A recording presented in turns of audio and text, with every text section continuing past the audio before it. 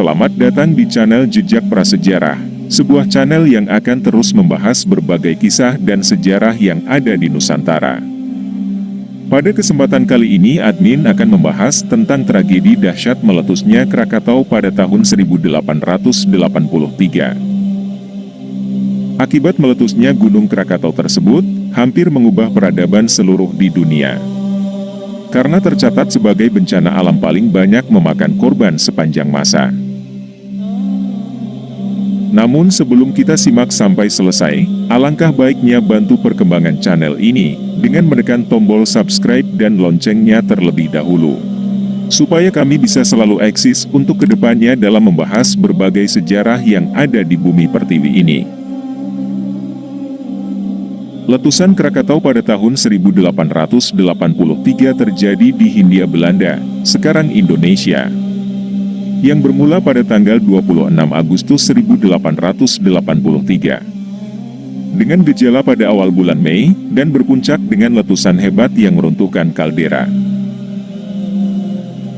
Pada tanggal 27 Agustus 1883, 2/3 bagian Krakatau runtuh dalam sebuah letusan berantai, melenyapkan sebagian besar pulau di sekelilingnya.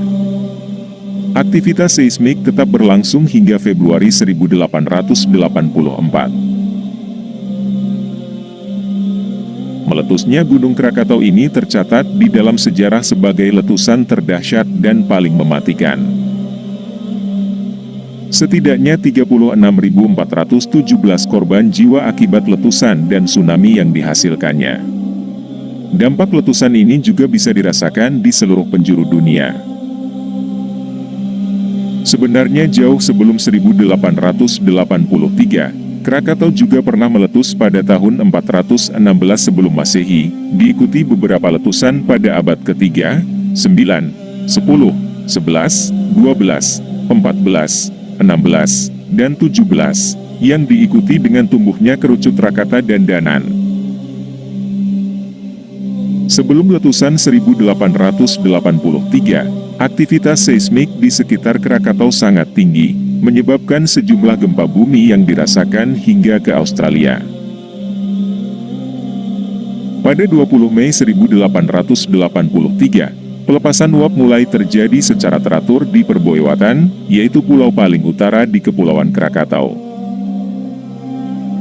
Pelepasan abu vulkanik mencapai ketinggian hingga 6 km dan suara letusan terdengar hingga ke Batavia, sekarang Jakarta, yang berjarak 160 km dari Krakatau. Letusan kembali terjadi pada 16 Juni, yang menimbulkan letusan keras dan menutupi pulau dengan awan hitam, tebal selama 5 hari.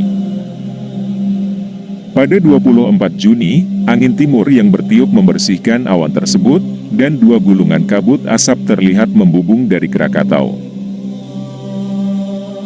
Kejadian letusan ini diyakini telah menyebabkan munculnya 2 ventilasi baru yang terbentuk di antara Perbuewatan dan Danan.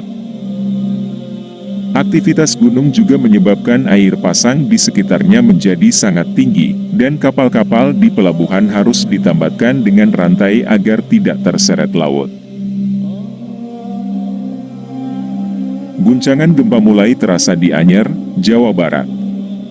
Dan kapal-kapal Belanda melaporkan mengenai adanya batu apung besar yang mengambang di Samudera Hindia di sebelah barat.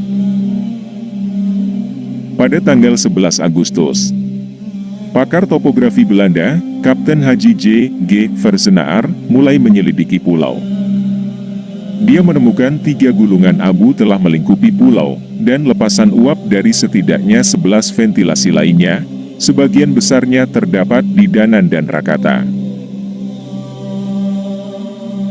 Saat mendarat, Versenaar mencatat adanya lapisan abu setebal 0,5 meter, dan musnahnya semua vegetasi pulau, hanya menyisakan tunggul-tunggul pohon. Keesokan harinya, sebuah kapal yang lewat melaporkan mengenai adanya ventilasi baru yang berjarak hanya beberapa meter di atas permukaan laut. Aktivitas vulkanik Krakatau terus berlanjut hingga pertengahan Agustus. Tanggal 25 Agustus, letusan semakin meningkat. Sekitar pukul 13 tanggal 26 Agustus, Krakatau memasuki fase paroksimal. 1 jam kemudian para pengamat bisa melihat awan abu hitam dengan ketinggian 27 km. Pada saat ini, letusan terjadi terus-menerus dan ledakan terdengar setiap 10 menit sekali. Kapal-kapal yang berlayar dalam jarak 20 km dari Krakatau telah dihujani abu tebal, dengan potongan-potongan batu apung panas, berdiameter hampir 10 cm mendarat di dek kapal.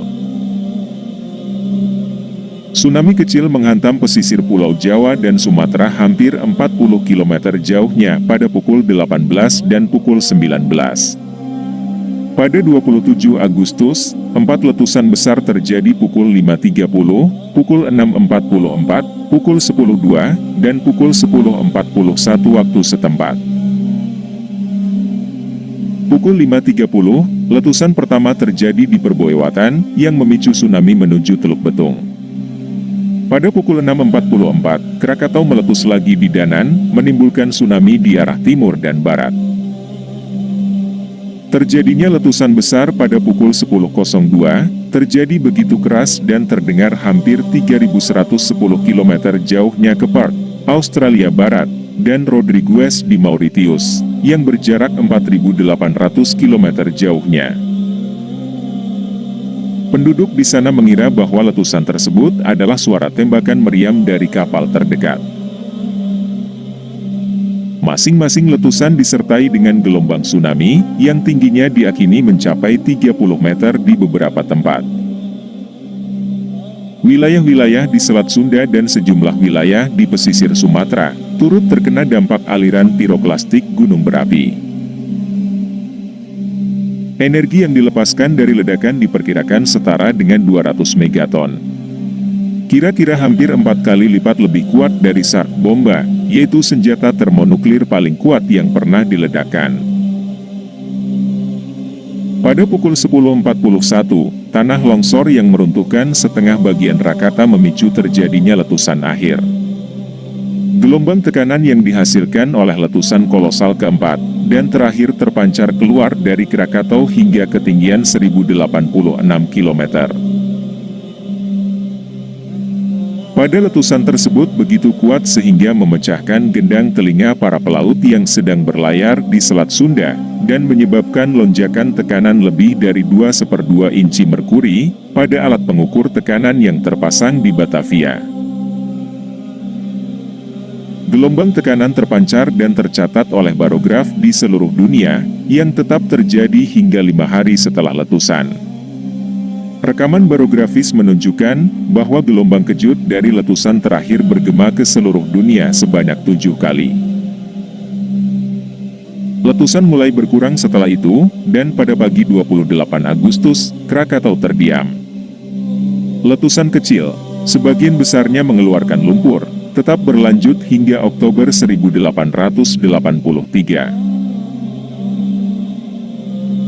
Pada tengah hari tanggal 27 Agustus 1883, hujan abu panas turun di Ketimbang, sekarang Desa Banding, Raja Basa, Lampung Selatan. Kurang lebih diperkirakan 1.000 orang tewas akibat hujan abu ini. Kombinasi aliran piroklastik, abu vulkanik, dan tsunami juga berdampak besar terhadap wilayah di sekitar Krakatau. Tidak satupun yang selamat dari total 3.000 orang penduduk Pulau Sebesi, yang jaraknya sekitar 13 km dari Krakatau. Aliran piroklastik menewaskan kurang lebih 1.000 orang di Ketimbang dan di pesisir Sumatera, yang berjarak 40 km di sebelah utara Krakatau. Jumlah korban jiwa yang dicatat oleh pemerintah Hindia Belanda adalah 36.410, namun beberapa sumber menyatakan bahwa jumlah korban jiwa melebihi 120.000. Kapal-kapal yang berlayar jauh hingga ke Afrika Selatan juga melaporkan guncangan tsunami, dan mayat para korban terapung di lautan berbulan-bulan setelah kejadian. Kota Merak, Banten luluh lantah oleh tsunami, serta kota-kota di sepanjang pantai utara Sumatera hingga 40 km jauhnya ke daratan. Akibat letusan Krakatau, pulau-pulau di Kepulauan Krakatau hampir seluruhnya menghilang, kecuali 3 pulau di selatan.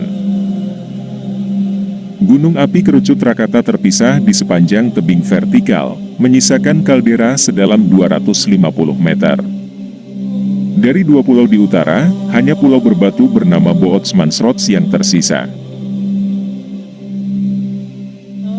Pada tahun setelah letusan, rata-rata musim panas di belahan bumi utara, suhu turun sebesar 0,4 derajat Celcius. Kejadian letusan itu menyuntikkan sejumlah besar gas sulfur dioksida yang luar biasa besar ke dalam stratosfer, yang kemudian diangkut oleh angin tingkat tinggi ke seluruh planet ini. Selain itu pula, letusan Krakatau pada tahun 1883, sebenarnya juga menjadi salah satu kejadian awal, sebelum dimulainya perlawanan rakyat di Cilegon 5 tahun sesudahnya. Kejadian ini juga sempat tercatat dalam syair Lampung Karam oleh Muhammad Saleh, yaitu seorang yang kemungkinan asli Lampung dan mengungsi ke Singapura. Kitab syair itu terbit pada tahun 1888 dan menceritakan secara dramatis soal kengerian dan keadaan kacau balau ketika Krakatau meletus.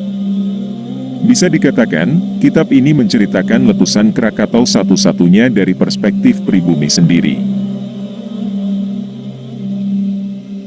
Begitulah untuk pembahasan kali ini yang dapat kami bahas. Dan untuk referensi yang kami bahas ini bisa dilihat di bagian deskripsi.